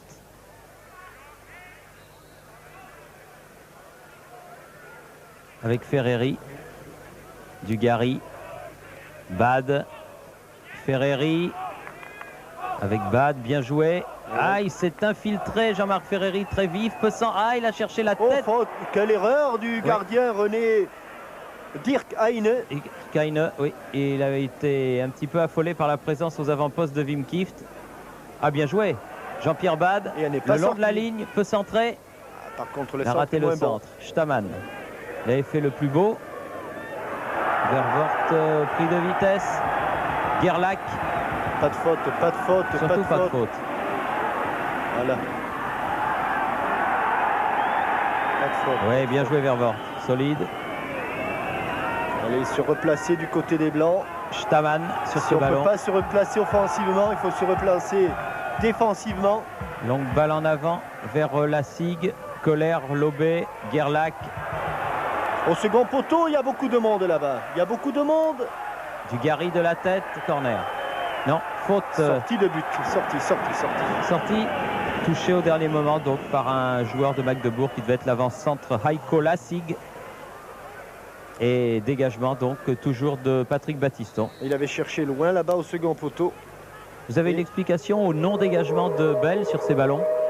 Déjà que lorsqu'il dégage en cédant les mains, il a eu des problèmes, Joseph. Alors le ballon au sol, il a sans doute un petit peu perdu contrôle. Ça m'étonne parce que si vous mettez Joseph-Antoine Bell dans le champ, et je l'ai vu jouer dans le champ, je peux vous dire que c'est un excellent footballeur. Et donc je pense qu'il a une petite crise de confiance dans son dégagement, dans ses frappes de balle. Mais en gardien de but, on lui demande surtout d'arrêter le ballon avec les mains. Les pieds, c'est important, mais par la suite. Encore un joueur au sol. Oui, c'est Ferreri. Oui, qui a pris se tient le genou. Un bon coup, là.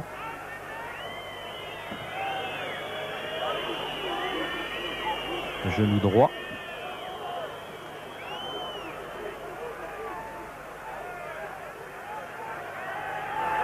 Et les secondes défilent avec toujours ce même score de 1-0 depuis la dernière minute, la dernière seconde, dirais-je, de cette première mi-temps. Et ce penalty de Jean-Marc Ferreri.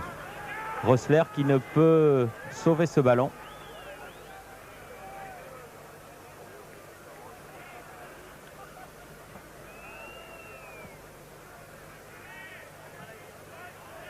Bad. Très haute cette relance de Jean-Pierre Bad. Ah, il est solide, le petit Bichante. Allez, petit Bichante. Oh là là, de Staman. Ça vaut un carton. Hein. Superbe Osotogari de Staman. On peut hésiter là entre Osotogari et De Hashibarai, mais c'était une superbe prise de judo. En tout cas, on n'a pas hésité sur le carton qui est sorti de la poche de M. Halsman. Et ça fait donc un troisième Allemand qui est averti. Et le capitaine Stamann. Vicente Lissarazu qui avait subi à peu près le même vol plané lors d'un match en Islande avec les Espoirs. Et qui avait nécessité ensuite la pose d'une Minerve. Mais le Basque est solide et le Basque va se relever car il n'y a plus beaucoup de solutions sur le banc de touche bordelais maintenant. Qu'est-ce qui est plus solide, le Basque ou le Béarnais? Le Basque. Et le Basco-Béarnais, alors là je vous dis pas. Le Basco-Béarnais, ça c'est de Thierry, 2 secondes, Gilles Esté, l'attaché de presse des Girondins est là. Sans doute pour nous donner des nouvelles de Jean-Philippe Durand. D'après le docteur Montero, il semblerait que Jean-Philippe Durand ait une luxation du coude droit. Ouais. Alors, à l'hôpital, mais pour assurer tout le monde, pour remettre en place cette luxation. Luxation, donc c'est beaucoup moins grave que fracture. Ah non, non, malheureusement Thierry, j'aimerais bien, mais luxation de l'écrâne, c'est toujours ennuyeux. Oui, parce qu'il y a les ligaments qui craquent en même temps et ça, c'est pas très bon. Oh là, pas loin. Pas loin de la lunette de Dirk Heine. Le coup franc de Ferreri. Enfin, donc, il s'est bien fait ça en tombant, en chutant et en mettant son bras à l'opposition. Oui, en porte-à-faux, juste devant nous. Malheureusement, on avait bien vu cette action. Sénac. En tout cas, sans celui qui s'avère être leur meneur de jeu maintenant, Jean-Philippe Durand, eh bien, les Girondins tiennent toujours. Et ils tiennent bien. 30 minutes, 30e minute et tout, avec peut-être quelques minutes d'arrêt de jeu. Mais enfin, disons un bon quart d'heure encore à jouer. Pas de faute, Jean-Marc. Gerlach redresse ce ballon, sortie de Joseph, voilà ce qu'il faut faire. Et ballon mis en corner par Jean-Pierre Bade. C'est à lui de s'imposer dans ces luttes aériennes, c'est lui qui doit être le patron. Joseph-Antoine Belminkwitz, corner fuyant. Là, il n'est plus venu au premier poteau, Stamann. Landrat est venu derrière, frappe du pied droit, contré par le postérieur de Battiston. Hors-jeu. Non, pas signalé d'Obritz. Et Sénac a mis ce ballon en touche. Tous les Allemands qui étaient sur le côté droit étaient hors-jeu. Alors Minkwitz laisse cette touche à Dobritz, spécialiste des touches longues. Une longue remise en jeu, jusqu'aux 16 mètres très certainement. La SIG. Montez sur le porteur, voilà qui est fait. Et comme tranquille. Ça, Joseph-Antoine Bell peut bien voir ce ballon. On s'y croirait sur le terrain, mais si on pouvait courir à leur place, on le ferait. Vous savez, je vais vous dire, un entraîneur comme vous, on n'en fait plus, Jean-Michel. Dugarry bien fait, faute? Non, oui. Là, il semblait que le tacle de Landrat ait été propre. Et il était à côté, monsieur Holzmann et Patrick Vervoort. Et il n'a fait de cadeau à personne, monsieur Holzmann. Oh là là là là, ça va coûter quelques... Ah oui. Ah oui, il n'est pas content, hein, monsieur Holzmann. L'Autrichien n'aime pas les pétards et il va aller le dire au superviseur. Toute la recette de ce match va passer dans les amendes de l'UEFA. Alors là, je vais vous dire, beaucoup plus. Parce que le marque est fort, mais le franc suisse l'est tout autant. Ça, c'est sûr. Voilà.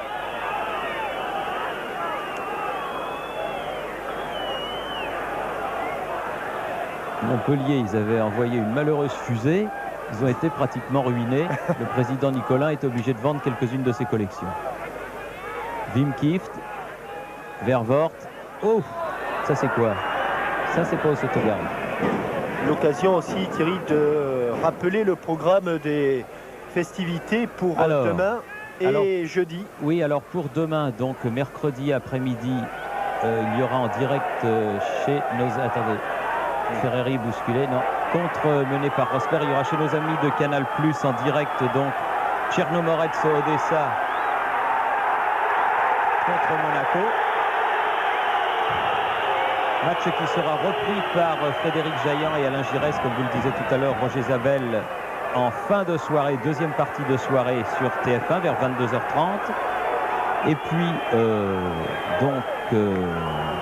demain mercredi également à 20h05 chez nos amis de Canal+, la rencontre entre Montpellier et l'équipe du Steaua de Bucarest. Et enfin jeudi sur TF1, eh bien, il y aura la dernière rencontre à 20h45 opposant le Lech Poznan au champion de France de l'Olympique de Marseille, alors que Dogon, à son tour, a pris un carton et que Gerlach, un coup franc très bien placé, il l'a, oui, super. Oh, il est allé la chercher et puis il s'est fait mal en retombant lui aussi. Mais involontaire, la faute de Stamann qui s'était jeté, mais c'était dans le dos de Joseph-Antoine Lebel. Regardez, il ne fait pas de fausse et c'est Joseph-Antoine Lebel en déséquilibre qui heurte le grand stopper, le grand défenseur central allemand.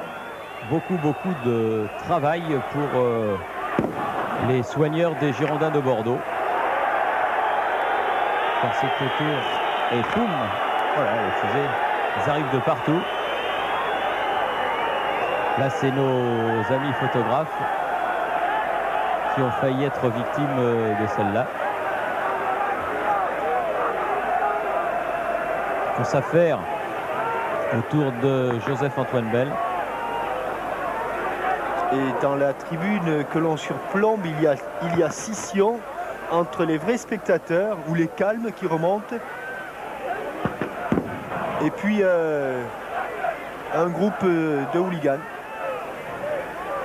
Ah, il suffit d'un ou deux excités pour que ça dégénère, hein, ça c'est sûr. Baptiston, long dégagement vers la tête de Christophe Dugarry. Battu par Sears Leben. Gerlach.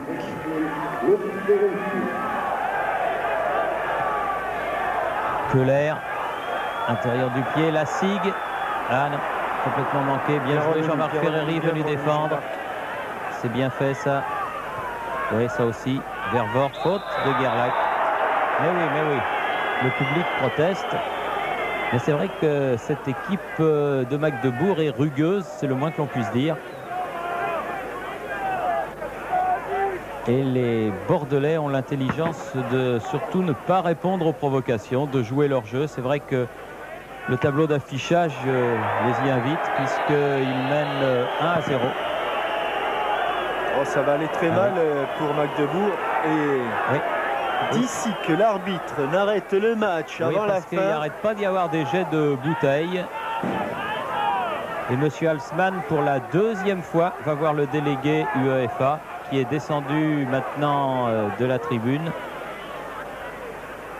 J'ai l'impression que cette fin d'après-midi va coûter très cher au FC Magdebourg, non pas seulement en amende, mais peut-être en un match ou deux de suspension de Coupe d'Europe sur son terrain. Faute de Chiboula et nouvelle intervention au micro où on va demander aux spectateurs de ne rien lancer sur la pelouse.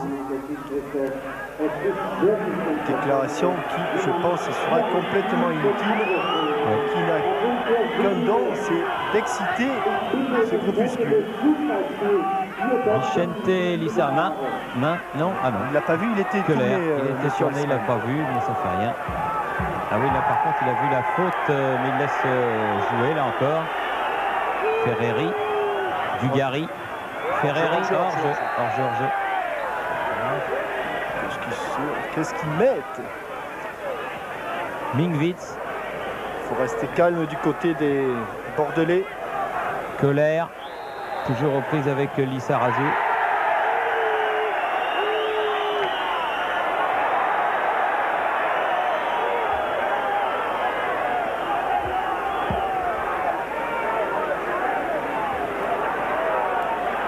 Mingwitz, Gerlach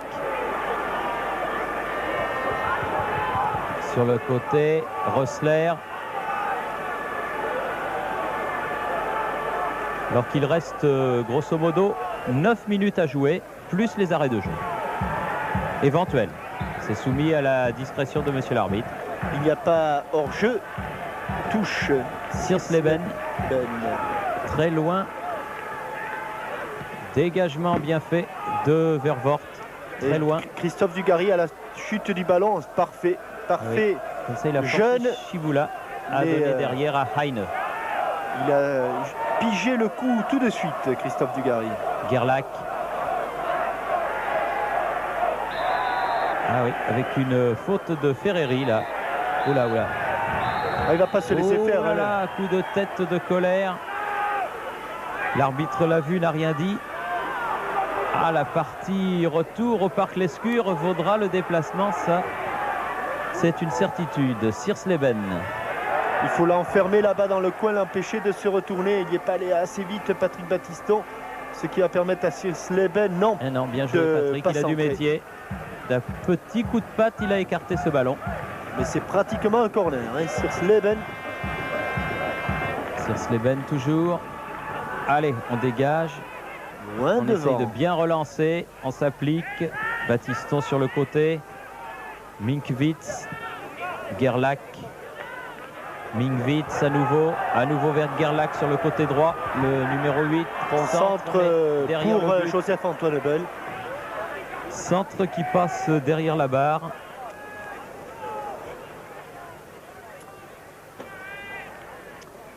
Et la bonne affaire girondine, cher payé, semble se confirmer. Ah oui, parce qu'il y a la blessure de ce pauvre Jean-Philippe Durand.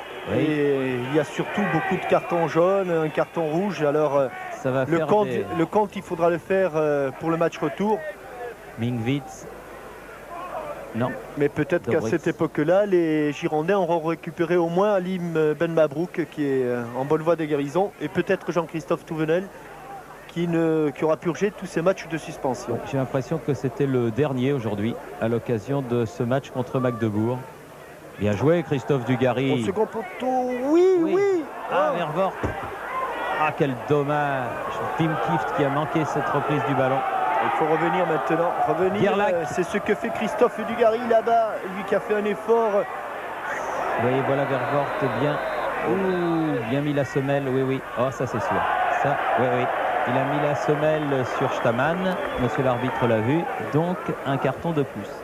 Ah, il y en aura eu, hein.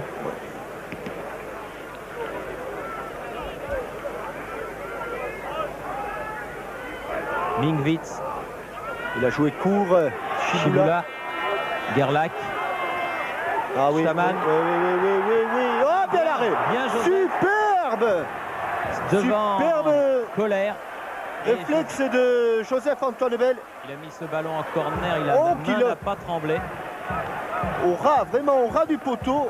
Notre réalisateur revient donc, reste sur le ralenti.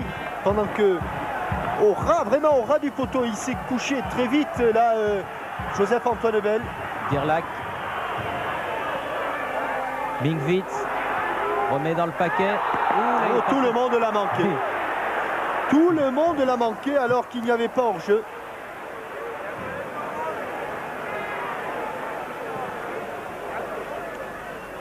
Dugarry. Un petit peu trop tardé. Keller est revenu. Siersleben.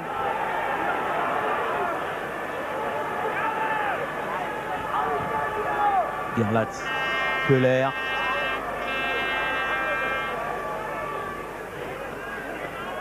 Dobritz là-bas qui court après ce ballon alors que on est entré à mon chrono dans les 5 dernières minutes de ce match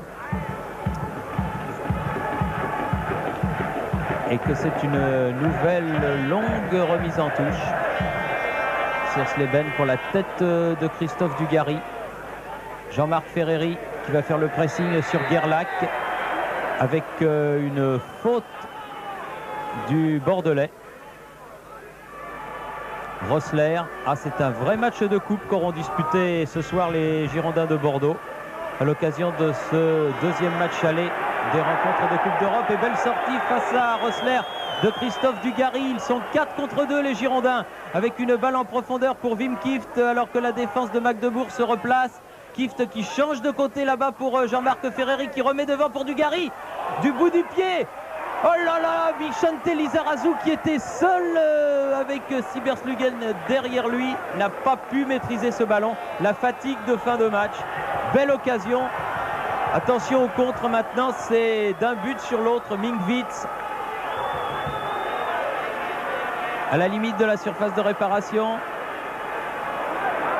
Mauvaise passe, ça va être pour Jean-Pierre Bade. Dobritz. Siersleben. Dégagement de Bichente Lizarazu, Vervoort, Dogon. Dogon, très athlétique Dogon. Oui, Mingvitz, taclé. Et faute et nouveau carton.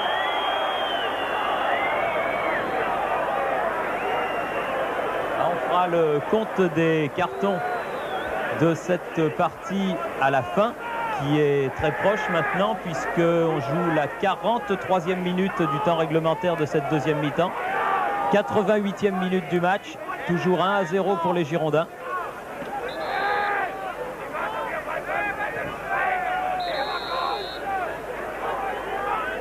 Lizarazu, auquel on demande de jouer ce coup franc. Les grands gabarits bordelais ne sont pas montés.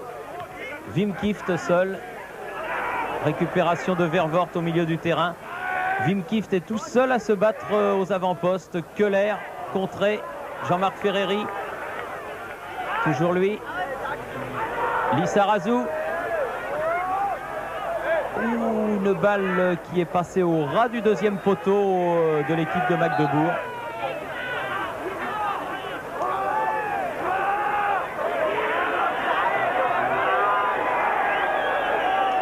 Et que l'arbitre estime qu'il a été touché ce ballon et que c'est un corner pour l'équipe des Girondins, mais de l'autre côté, pas du côté où se trouvait le ballon.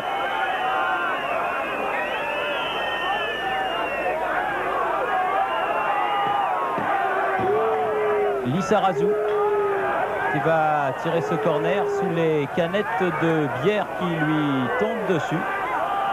Difficile de tirer un coup de pied de coin dans ces conditions.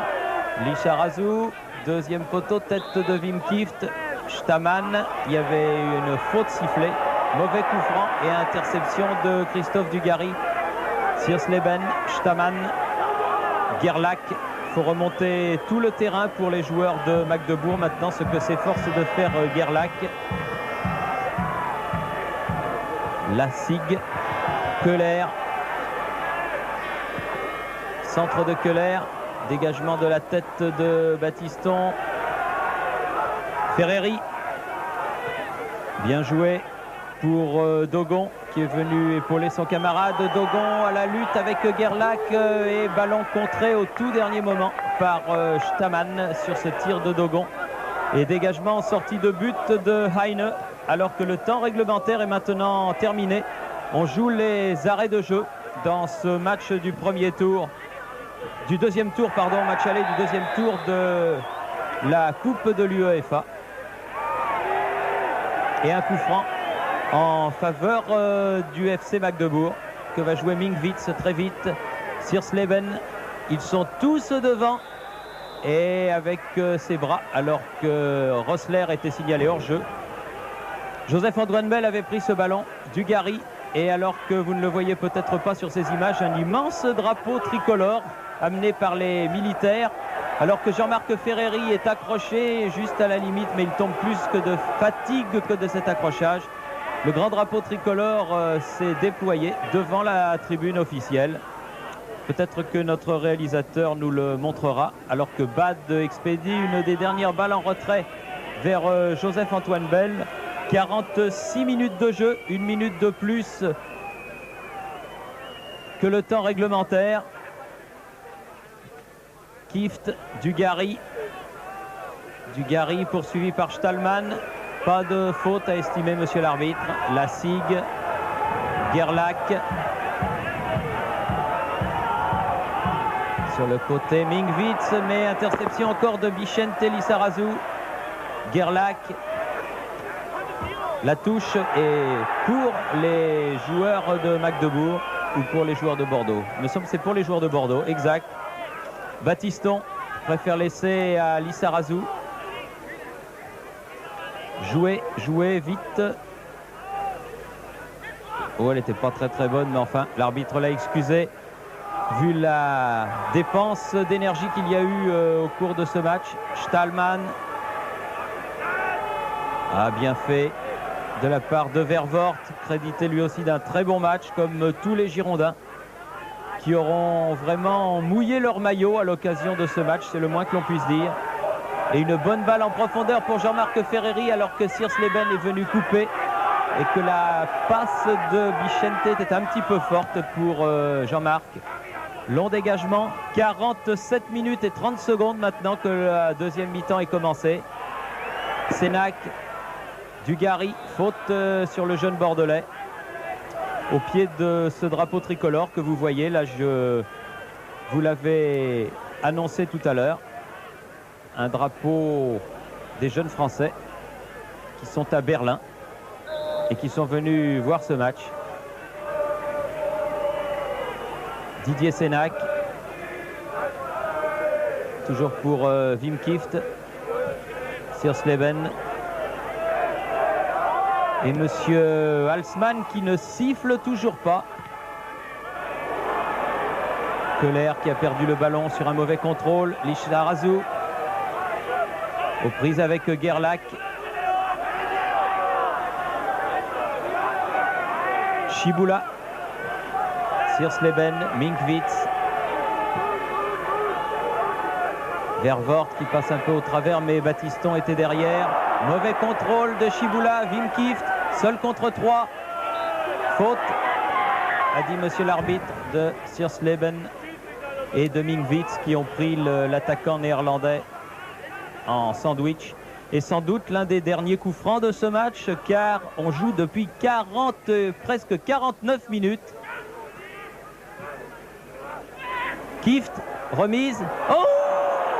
Il arrivait à toute allure, Jean-Marc Ferreri, et il a mis au-dessus, poussé par son élan. Un manque de lucidité en fin de match. 49 minutes et 5 secondes en deuxième période. Il y a eu beaucoup d'arrêts de jeu, mais je me demande quand même s'il y en a eu autant que ça. Gerlach, Stamann, Minkwitz,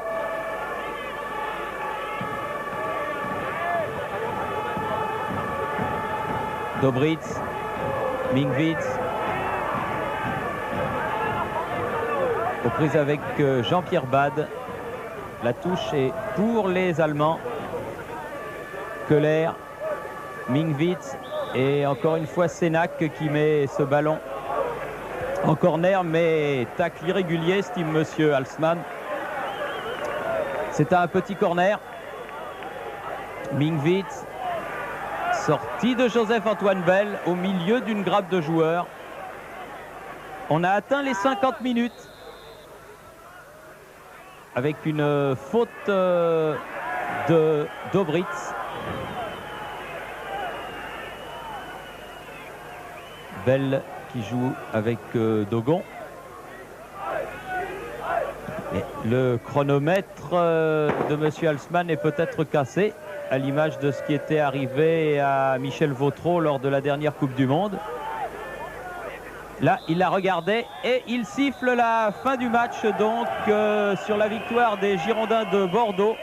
1-0, ce penalty de la 45e minute qui permet donc aux Girondins de voir l'avenir avec beaucoup d'optimisme, puisque le match retour aura lieu dans 15 jours au stade municipal de Bordeaux. Malheureusement, si cette victoire illumine leur soirée, eh bien la blessure de Jean-Philippe Durand, luxation du coude, je vous le rappelle, et l'expulsion de Stéphane Planck au milieu d'une nuée de cartons, eh bien fait beaucoup de mal, mais je pense quand même que le bilan est plutôt positif. Merci de nous avoir suivis ce soir à Magdebourg, donc victoire des Girondins de Bordeaux, 1-0 sur un pénalty de Jean-Marc Ferreri. Ici, le stade Ernst Grube de Magdebourg. À vous Paris.